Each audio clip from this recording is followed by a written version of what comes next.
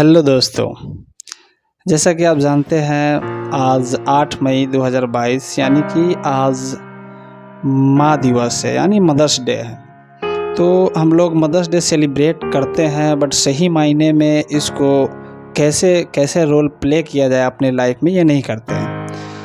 मैं कुछ आपको स्टोरी सुनाता हूँ। पता है, हम सबके पास एक इमोशन होता है, सबके पास होता है, और मेरे हिसाब से शायद वो मॉम एंड डैड का है। एक वक्त हुआ जब मैं देख पाया माँ ने बड़ा किया मुझे, और वो उन्होंने इतना बड़ा किया कि आज मैं आपके सामने खड़ा हूँ। फिर न चाहते हुए भी एक वक्त आया जब मेरी माँ हॉस्पिटल में थी, डेथ बेड पे। उस वक्त मैं उनका हाथ पकड़ के था और मैं उन्हें समझा रहा था कि माँ मत जा माँ। मैं उन्हें समझा रहा था, मैं तुझे दिखता हूँ, मैं तुझे दिख रहा हूँ कि मैं बड़ा हो गया हूँ, बट वाकई में मैं बड़ा नहीं हुआ हूँ। मत जा माँ, मत जा। आज भी मैं देखता हूँ, घर आने के बाद तुझे ढूंढता हूँ, तेरा पल्लू चाहता हूँ जिसमें मैं छुप पाऊँ, तेरा आवाज़ चाहता हूँ जो मुझ में एनर्जी भरे। मत जाना माँ, मुझे छोड़कर मत जाना। मुझे आज भी पता है खून मेरे पैरों से निकलता था और दर्द तुझे होता था। मुझे आज भी वो दिन याद है, चोट मुझे लगती थी और दर्द तुझे होता था। जब मैं खाना खाता था पेट तेरा भरता था। मेरे लिए मेरी ज़िंदगी में इतना प्यार करने वाला और कोई नहीं, बस तू ही है माँ। मत जा। लेकिन माँ रुकी नहीं, माँ चली गई। कहते हैं वो बचपन के दी अब नहीं आने वाले, बहुत खेलते थे अंधेरे उजाले। वो बचपन के दिन अब नहीं आने वाले, बहुत खेलते थे अंधेरे उजाले।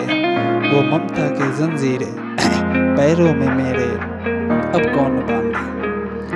दोस्तों, मैं माँ का क्या महत्वपूर्ण होता है अपने लाइफ में, मैं आपको एक रियल स्टोरी सुनाता हूँ। एक 10 साल के बच्चे की माँ मर जाती है और उसकी एक नई माँ आती है। तो एक इंसान उस बच्चे से जाकर पूछता है कि बेटा, तुम्हारी नई वाली और पुरानी वाली माँ में सच्ची माँ कौन थी? उस बच्चे का जवाब आता है कि मेरी नई वाली माँ बहुत सच्ची है और पुरानी वाली माँ बहुत झूठी थी। ये सुनकर उस इंसान चौंक गया और वो सोचने लगा कि ये ऐसा क्यों कह रहा है कि पुरानी वाली माँ जिसने इसको जन्म दिया, इसको पाला, इसको इतना बड़ा किया, उसको ये झूठा बता रहा है, और जो नई वाली माँ है और इसको सच्चा बता रहा है।